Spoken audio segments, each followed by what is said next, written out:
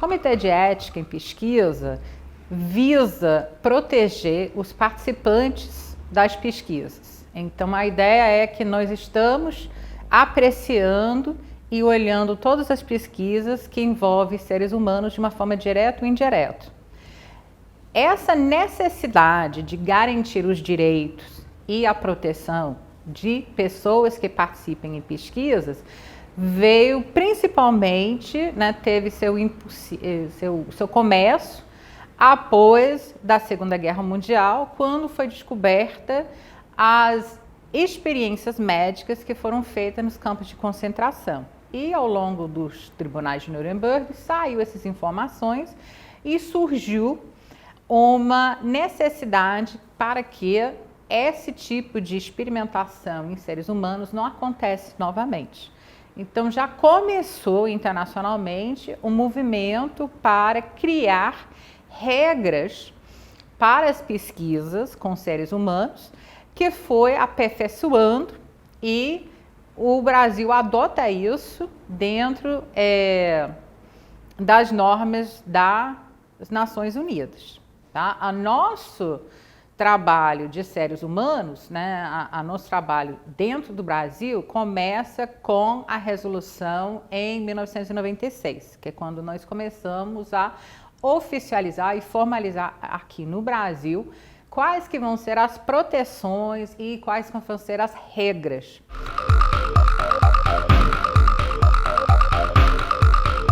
Basicamente, são dois princípios. É um princípio da voluntariedade. Isso significa que nenhuma pessoa vai participar de uma pesquisa contra a sua vontade e que cada pessoa tem que saber sobre os detalhes da pesquisa para tomar uma decisão esclarecida sobre se quer ou não quer participar. Então, a pessoa não pode receber nenhum ônus, ou seja, não pode ter uma penalização. Então, por exemplo, o professor não pode dizer que você não vai passar na minha disciplina se você não participa na minha pesquisa, e também não pode dar crédito extra para o aluno para induzir a pessoa para participar, porque tudo isso é entendido como uma atividade que vai ferir a possibilidade da pessoa decidir se eu quero ou não quero participar na pesquisa. Então, o primeiro princípio básico é a voluntariedade. E o segundo tem a ver com o risco-benefício. Tá? Então, tem que estar claro quais que poderiam ser os riscos da pessoa participar na pesquisa, e toda pesquisa tem risco a participante. Por quê? Porque uma pesquisa é uma atividade que a pessoa vai fazer completamente fora da sua dia a dia e atividade normal. Então, o simples fato de você responder uma pergunta, pode ser que essa pergunta te cause um constrangimento. Minimamente, se você está fazendo uma entrevista e meia hora, você vai cansar. Então, minimamente, você vai ter o que a gente entende como riscos mínimos de cansaço, constrangimento. Há sempre uma preocupação de que eu estou divulgando informações muito pessoais e como que essas informações elas vão ser cuidadas. Então, na questão do risco, é necessário que o pesquisador pense de antemão quais que poderiam ser os riscos, o que poderia acontecer com essa pessoa participando na pesquisa e o que eu, pesquisadora, vou fazer para minimizar e mitigar esses riscos. E tudo isso tem que estar falado de uma forma muito clara para os possíveis participantes. Então, a gente está pensando primeiro no princípio da voluntariedade e no segundo na benefício, ou seja, o que o participante vai ganhar em termos de benefício, o que poderiam ser benefícios indiretos da sociedade, quais que vão ser os riscos, como que esses riscos vão ser mitigados.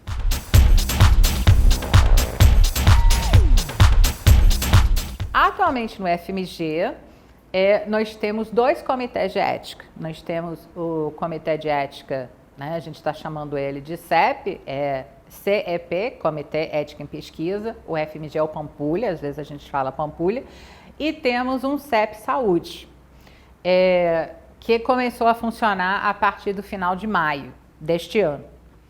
Todos os comitês de ética, elas precisam ser multidisciplinares e eles precisam ter o que a gente chama de representantes de participantes de pesquisa. Então, uma porcentagem do nosso corpo do comitê vem de conselhos, de ONGs, onde possivelmente, e eles vão representar possíveis participantes. Então, no caso nosso do CEP UFMG, da qual eu sou coordenadora, nós temos 72 membros de todas as faculdades e escolas da UFMG, inclusive medicina e enfermagem.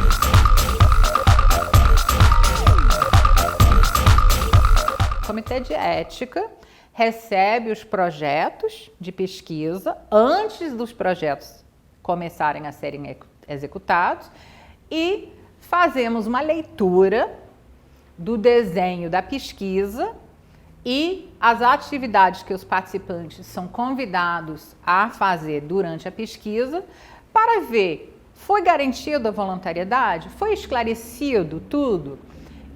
Quais que poderiam ser os riscos? Esses riscos são aceitáveis?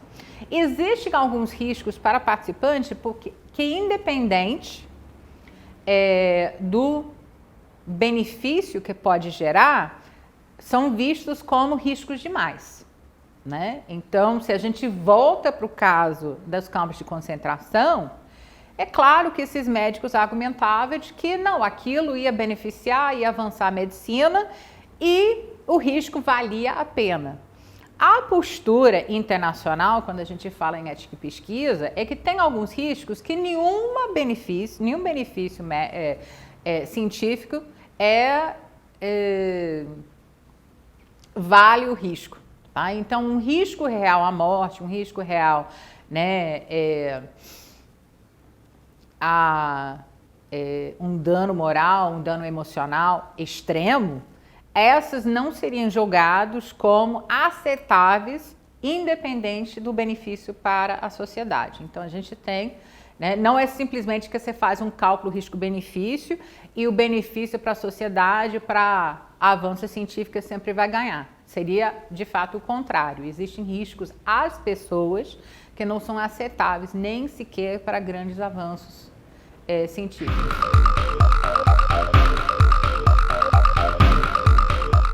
Todos os CEPs, tá, trabalham dentro de um sistema que atualmente é sistema CEP-CONEP, onde todo o trabalho é feito através do Plataforma Brasil.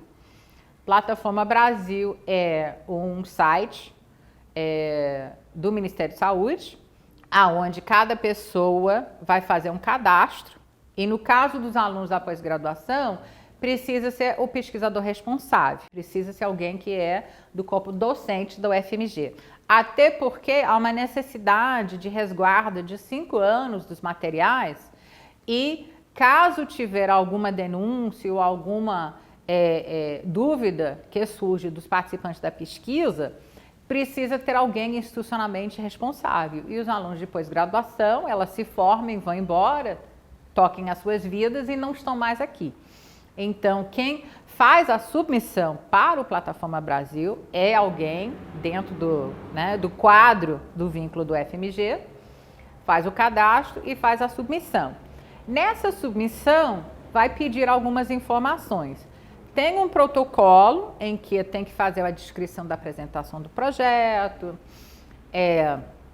dos objetivos, dos riscos e benefícios, da metodologia proposta, da metodologia de análise de dados proposta, quantos participantes, se vai ter coparticipação em outros centros.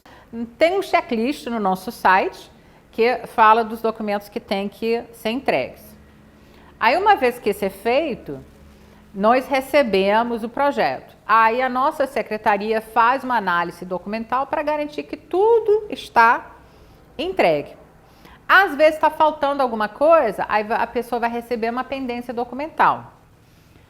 O projeto não está em apreciação até que é gerado um número oficial no Plataforma Brasil. Então, às vezes, né, um pesquisador recebe uma pendência documental e acha que está sendo apreciado o projeto. Até essa pessoa atender essa pendência documental e ela é oficialmente recepcionado e é gerado um número no sistema Plataforma Brasil, nós não estamos apreciando o projeto.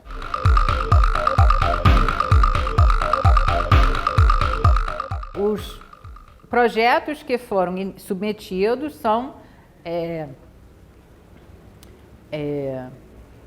distribuídos entre todos os nossos membros e é feito o parecer inicial, com um voto de aprovação ou de pendência. Pendência normalmente que está faltando alguma informação. Com a nova lei não vai ter mais essa categoria de pendência, né? A pessoa vai receber uma aprovação ou vai receber um e-mail dizendo está faltando ainda, e essa entrega ele vai manter como em apreciação até tiver um voto de não aprovado ou aprovado. A gente não vai ter mais o voto de pendência, mas até que eles mudem o sistema, né? Então o pesquisador pode receber ou uma aprovação ou uma pendência, diligência, voto de diligência. Esse primeiro parecer que é feito, nós temos um sistema, um procedimento de deliberação sobre esse parecer que acontece em duas etapas. Acontece em duas etapas pelo volume que nós temos de trabalho. Então, nós dividimos o nosso comitê de ética, ou os membros do comitê de ética, em 8 grupos de trabalho. Uma vez que esse parecer inicial ela é elaborada, nós distribuímos esses pareceres dentro dos grupos de trabalho, tendo cuidado de que é discutido e deliberado somente pareceres que não foram confeccionados por pessoas daquele grupo, para que eles podem revisar esse parecer, ver se realmente concorda com o voto, se não concorda com o voto, o que está faltando, se precisa de uma leitura, de alguns acréscimos nessa leitura. E dependendo dessa deliberação, né, depois nós temos mensalmente reuniões ordinárias, onde fazemos a deliberação final sobre esses pareceres. E normalmente nós dedicamos uma deliberação a mais àqueles pareceres que por alguma razão levantaram dúvidas no nosso grupo de trabalho.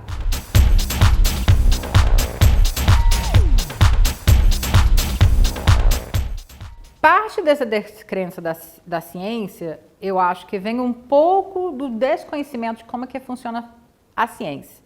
E de que a ciência não é determinista, que a ciência não tem respostas absolutas, definitivas, que nós estamos sempre aprendendo. O Comitê de Ética, eu acho que tem um papel fundamental em uma parceria de nós que fazemos ciência com a sociedade e com a comunidade externa. Porque, especialmente na minha área, como sociólogo, nós estudamos a sociedade.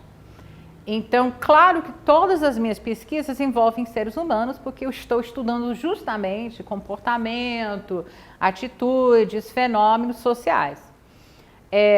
Na medida na qual que eu valorizo as pessoas que eu estou convidando a fazer parte da pesquisa, e eu estou visando um cuidado e não um cuidado no sentido paternalista, mas um cuidado de entender essas pessoas como pessoas autônomas, com agência e com direito de decidir o que querem e não querem fazer, eu estou melhorando, eu estou avançando nessa relação de confiança que eu preciso como sociólogo para fazer pesquisa. Esse processo e essa apreciação ética, ela avança nesse sentido de demonstrar a importância, né, da agência do participante.